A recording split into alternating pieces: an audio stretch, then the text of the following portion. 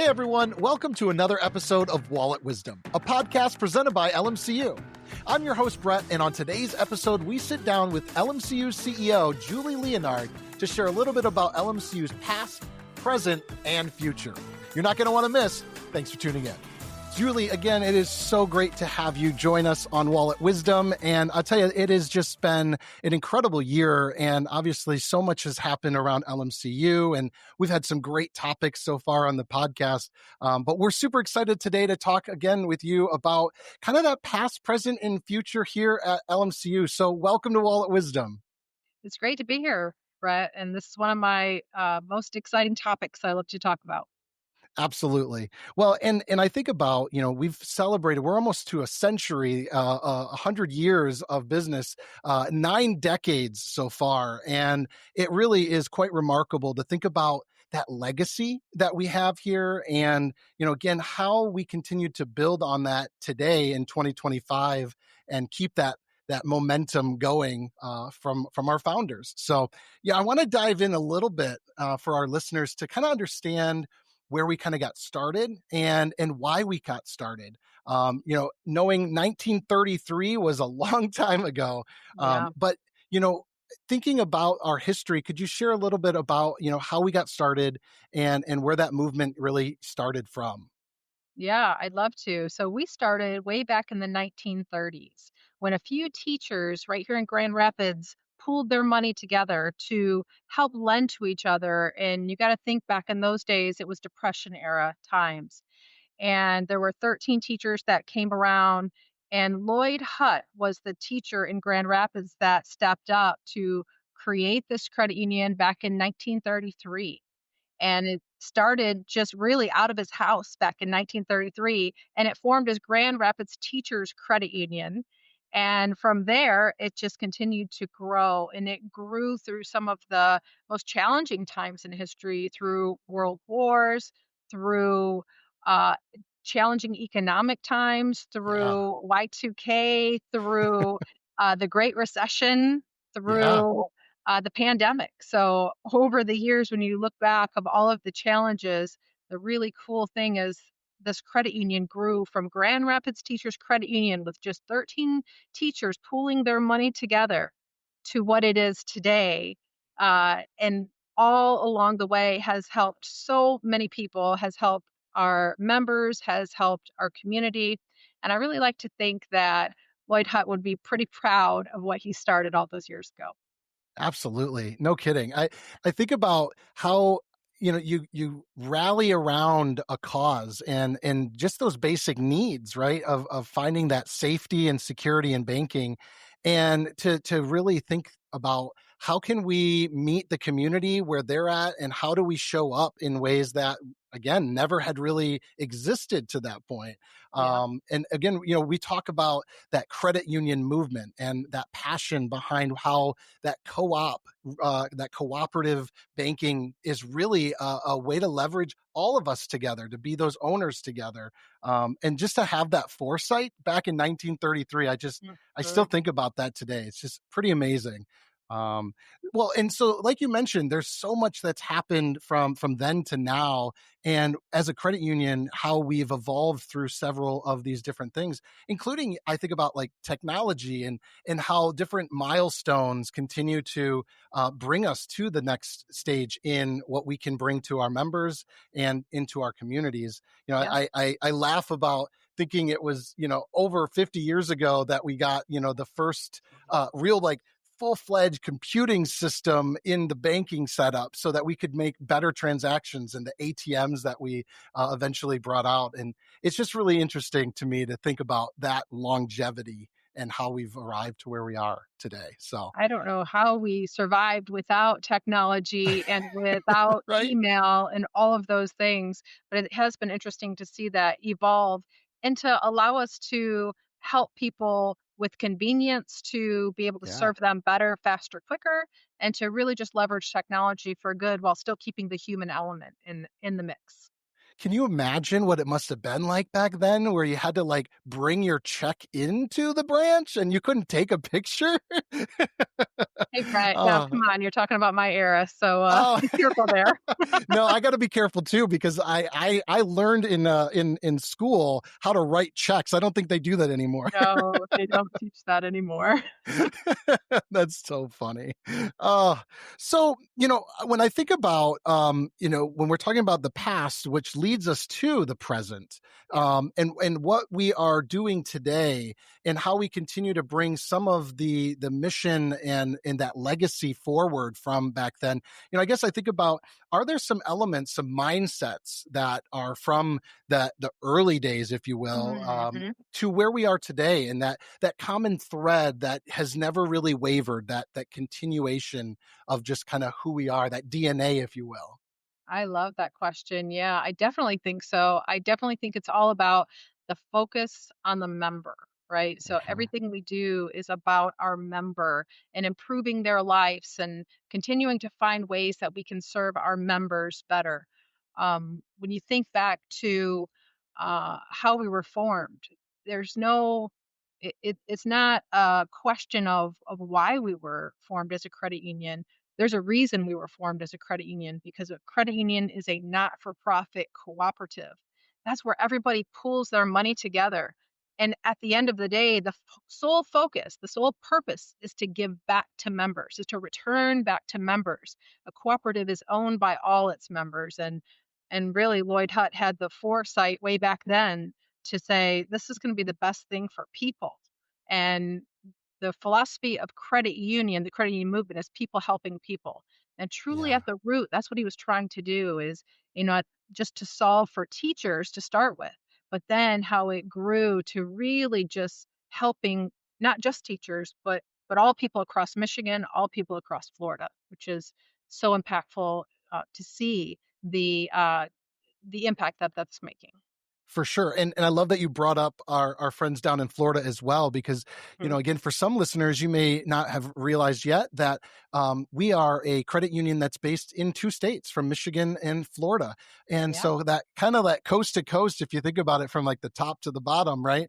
And, I think about that continued growth. And, that's some of our past, but it really leads us to a natural transition of talking about our present day setup, Mhm. from the evolution of here in Grand Rapids to expanding throughout Michigan, to then have the big idea of, well, gosh, a lot of the members we serve, they will often spend half of their time down retired in Florida, or honestly, just more communities that we get to serve. It's not always just in those categories. And so tell me a little bit of how that evolution kind of happened, and how we have now made major roots down in Florida with 22 branches. Unbelievable.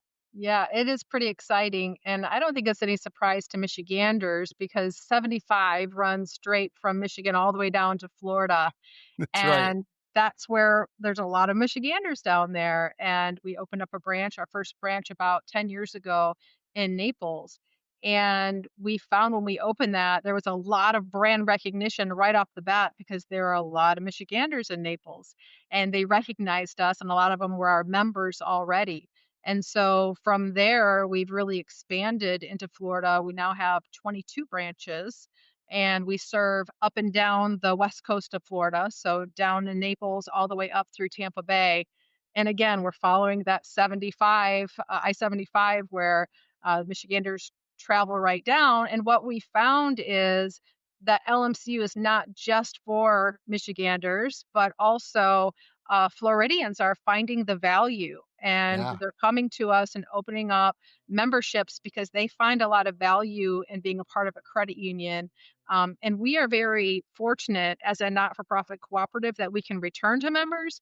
But one of the goals, one of the biggest focuses that we have at our credit union that differentiates us from other credit unions is that we focus on return to member. And we don't just have a focus on return to member, we are one of the top credit unions in the nation for return to member. And often we are number one in the nation in return to member. So we pride ourselves in that. And we're seeing now that Floridians are seeing the value in that. and we're Yeah. getting a lot of new members coming in that don't have an association with Michigan and just love what we're doing. For sure, for sure, and I love how you said that too. It's just that grassroots, same grassroots effort. You know, we talk about what's that common thread in some of the DNA of our early years, and you know, it's big ideas and saying yes to a lot of that, and figuring it out, and saying we're going to make sure we get into a community where they can see the shared value, Mm. and we can really make a major impact. In their lives, and you know that kind of takes me to you know, obviously the mission of the credit union and LMCU as a whole has always been member focused. But would you mind just sharing with us our mission statement, and just for our listeners to understand, when we say our members are our number one priority, we mean it, and we put you right in our mission. Yes, yes, definitely. And over the years, the one thing that has evolved is our mission and our vision. But one thing that has not changed is the focus on the member. So we've morphed into a purpose statement, and our organization and our strategies are all focused around that purpose statement, which is helping all members achieve dreams for a lifetime. Putting members right at the center of that, and then putting it back on our members to say, we want to partner with you. We want to walk with you throughout your lifetime and provide value throughout your lifetime and help you achieve your dreams. They could be small dreams, it could be as small as saving up for Christmas, or it could be a big dream of achieving home ownership. Whatever Yeah. that dream is, we want to be able to walk with them every step. For sure. Well, in you know, kind of along that line, as we've grown in more capabilities to serve in more areas like Michigan and Florida, it makes me think about also some of the programs that we can offer to members, that we continue to think about, whether those are, you know, again, meeting members right where they're at, whether they're a doctor with doctor loans and other types of, you know, kind of those niche type of products that we realize that's the beauty of the makeup of our members. Everyone has a little bit of a different need, and we want to try and make sure we get to that and make that a purpose to meet that need as best we can. So, could you tell me a little bit about some of the programs that have evolved, and maybe some of the programs that are helping the community as well? You mentioned, I know, our first time home buying space, but I know there's so many great programs. Yeah, that's one that I'm really excited about, especially because it serves a need in our community. Affordable housing across the nation is a challenge, and I'm so glad that LMCU can be a part of creating and helping create opportunities for homeownership.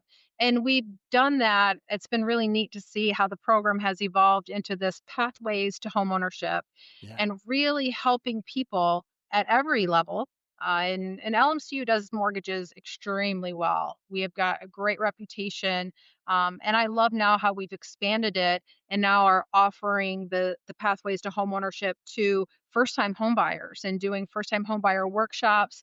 We offer down payment assistance, and our board of directors has been very intentional to make sure that we have money available for down payment assistance. And not only that, but we're able to go out and partner with other agencies to bring even more down payment assistance. So I just have to tell you a quick story. It Yeah. gives me chills, and it excites me every time I tell it that, we're able to give down payment assistance, and ours goes up to $15,000. But then are also able to go out and get additional funds. We were able to get another 25,000. So we had a new homeowner walk into their home with a $40,000 down payment. And that helps create Wow. affordability. It really was a game changer for them, and just so excited to be able to that's just one story of many of what we're able to do, not just help them today with a home, but when you think about what homeownership does and the building of wealth, what this sets up for future generations, this wealth building in the family. And Yeah. it's exciting to see the impact today, but then to think about the impact for the future as well. For sure, for sure. Can I I share sh another program with you Oh, real quick? yeah, absolutely. Because there's another one I'm really excited about. We just started this year offering micro business loans. So Hmm. we do have a great program for commercial loans for those bigger businesses. We have a phenomenal small business program with SBA loans, but we recognized that there was a gap. There was a missing niche that we didn't have for the small businesses who just might need like an equipment loan or a vehicle. Sure. We were Yeah. making them jump through so many hoops to try to get that, and tax returns and documentation just to get a small loan. And so we were able to create this micro business loan. And let me tell you what, the pipeline is filled up with people that are just so appreciative to have the opportunity to build their business as Sure. entrepreneurs. It's really difficult to have time to go through all of the huge process of a commercial loan. But if they just need a small loan and we can expedite that, it creates such value. And we're already seeing some great stories come out of that as well. That's incredible. I mean, I think about it. It's like I've got a buddy of mine who's been dreaming of starting a food truck, right? Ah, And he's got some of the core basic things needed, like a trailer and some of that. But when you think about the some of the internal equipment, whether that's a stove or a cooktop or something like of that nature, it may not classify as, say, a major loan, but it's still a small enough loan that most people can't just fork out, 10, 20 grand. yeah. This is such a cool program. I'm going to have to tell him about it and just let him know, like, hey, this might be how you could get the rest of what you need to get started. And I love that. I love that a lot, man. Well, And and it's not just about making the loan and then sending them on their way, but it's about partnering with them. And I yeah, love that we are partnering with those across the organizations like Urban League and other not-for-profits to say, "Hey, we don't want just to make a loan to you, but here's how you create a budget. Here's how you create a business plan. Here's how you run a business so that we yeah, can help you." And our goal is to have a pipeline where we're taking the smallest entrepreneur businesses and growing them into small businesses and then growing them into commercial businesses, and then yeah, coming back and bringing new entrepreneurs in and just keeping this pipeline going. It helps the economy, it helps people, it helps yes. all the way around.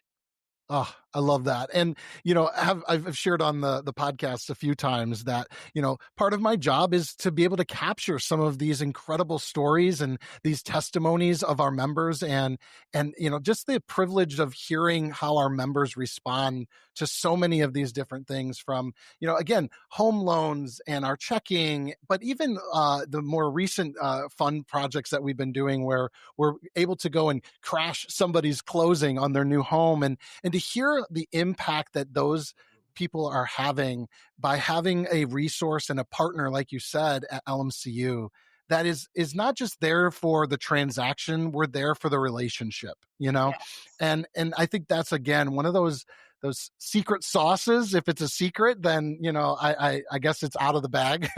But Yeah. it's just meeting people where they're at and meeting them with kindness, because I think that's a big part of it. And I know we could get into it, and we've covered on past episodes too. So those that are listening can maybe tune in to hear some of the past fun things that we've done when it comes to our community relations. But again, our community relations, we haven't even really, it's a tip of the iceberg to mention, but just the amount of work in getting out into our communities and serving and the volunteerism and all of those components. I think, these are the things that make who LMCU is as a culture, I agree. and who we are just as a core when we show up in the communities that we serve. So, can you tell me a little bit about thinking about our staff and the culture?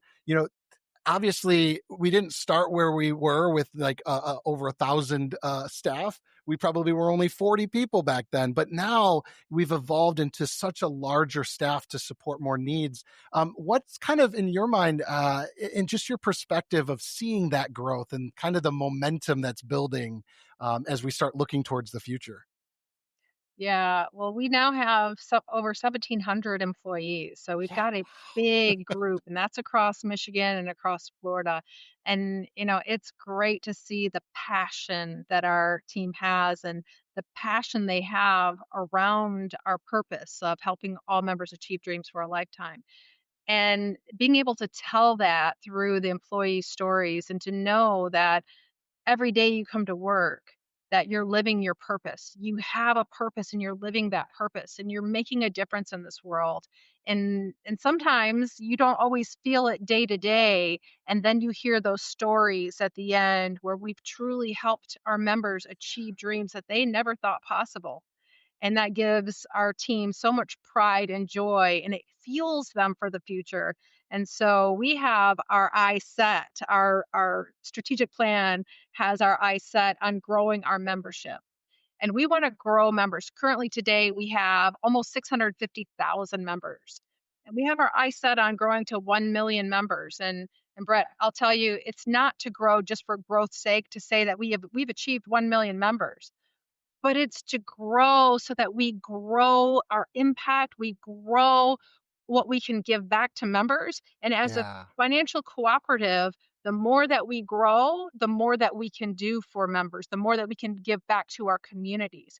And that, at the end of the day, that's our purpose. That's why we want to get to 1 million members. I love that. Yeah, it's when for listeners, when Julie, you rolled that out to us as a staff, I think everyone kind of looked over each shoulder and said, "All right, roll up the sleeves, challenge accepted." But really, it comes down to, like you put it best, the more people we can impact, the greater kind of long-term legacy for our communities can be created. Mm, And I love that. I think about, you mentioned as well. I remember when I was hired in, I remember having one of my preliminary interviews, and one of the leaders, he was a senior leader too.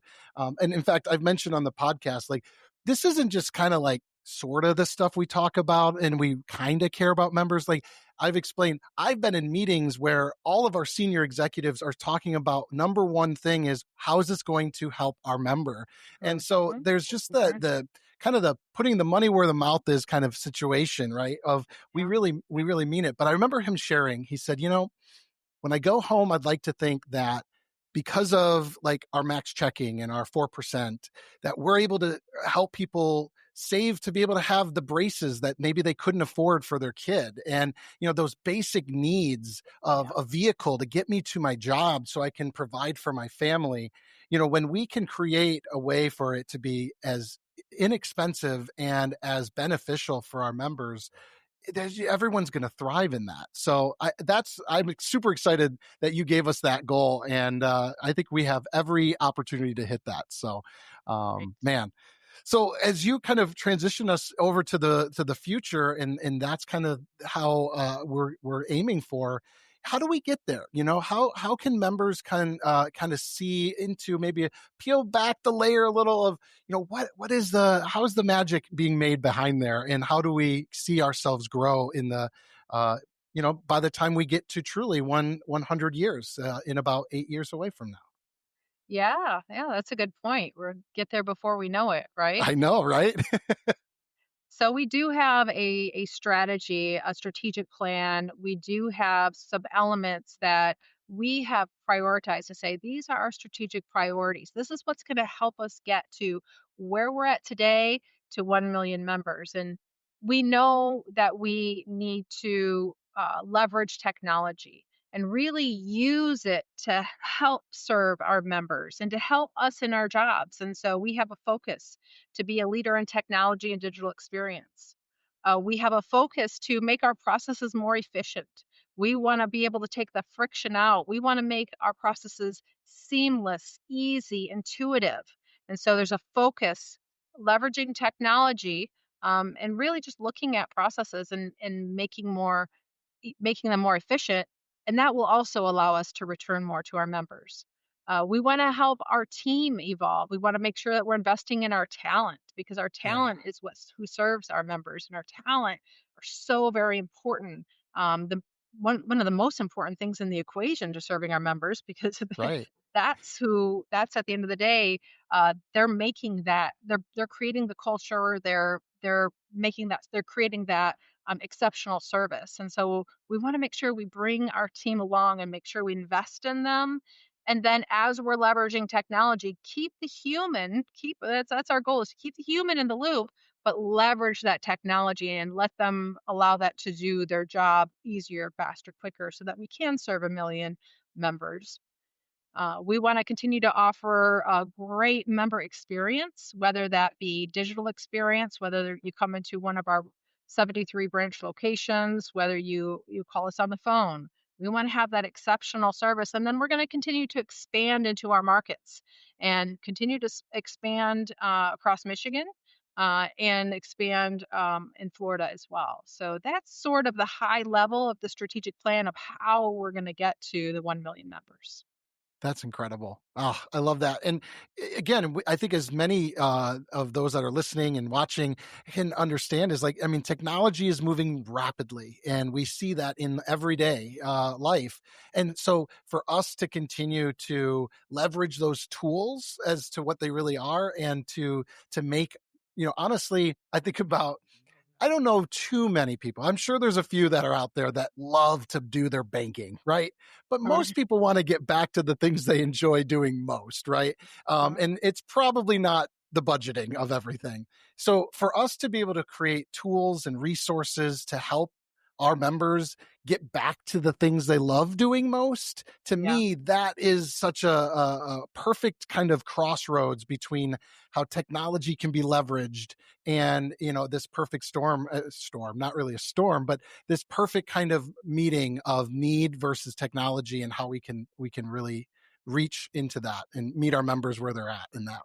So, man, there's so much I know on the horizon. I think about also, just what our founders really would have thought of LMCU today, in 2025, just I'm sure they would say, what's this thing, this phone, right? But in general, I would hope that they would walk the halls and they would see some of the remnants. But yeah, what are your thoughts on that? What do you think the founders would think today? Yeah, I think that we have grown the credit union and done some amazing things that they would be just incredibly proud of what they started. And they started the very beginning in a very small way as Grand Rapids Teachers Credit Union. And to see how it's grown into Lake Michigan Credit Union, the largest credit union in Michigan, the 13th largest in the nation. Oh, I that's mean, still it's incredible. huge to see, and I think it probably has grown beyond their wildest dreams, and Yeah. it makes me proud to be able to be a part of that legacy, that next generation of taking it even to the next level from here. Yeah. No, I agree wholeheartedly. It feels like we're all a bit like stewards of the bigger mission at hand and how we Yes. come around our members and our communities and continue to show up through the good times and the bad times. I mean, you touched on it earlier, but I think we all kind of can remember pretty closely what 2020 was like and just how to rally behind the fact that we're essential workers, but we have to show up for our members in a safe way and just all the different storms that can come along, but all of the beauty that comes through that. I think about all the innovation and all the brilliant minds that came together Mm. just to kind of problem solve and find a way forward. So I look forward to that. What I love about that, Brett, is it really showed us how strong our culture is, how Yeah, strong our people are. I like to refer to our team as financial first responders, right? that's a During great way. COVID, during any event, that our team shows up no matter what, and our team shows up for our members. Our team not only shows up, but they bring the magic. They make Yeah. it happen for our members every single day. They are amazing, and they truly are heroes, financial heroes. Ah, I love it. Well, Julie, thank you again so much. We know that there's still so much more fun to come, and we're excited for what next year brings in 2026, and honestly, what the next several years brings as we kind of grow in our teams, we grow in our technology, and we grow in our membership. So. Again, thank you so much for giving us a little bit of your time, and we'll have to have you on again, do a recap again. I would love it. Thanks, Brett. Thanks for having me. It You was fun. bet. Hey, thanks again for tuning in. We hope you enjoyed today's conversation. And if you're looking for more content just like this, be sure to hit the subscribe button and ring that bell to know when future episodes drop. Also, be sure to follow us on Facebook, Instagram, LinkedIn, and Twitter. And if you need more information or would like to learn more about our products and services at LMCU, check out our website at lmcu.org. We'll see you on the next episode.